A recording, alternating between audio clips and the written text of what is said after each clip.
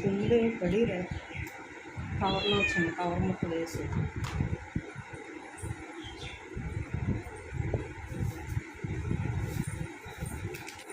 అదో దీని మీద వేసి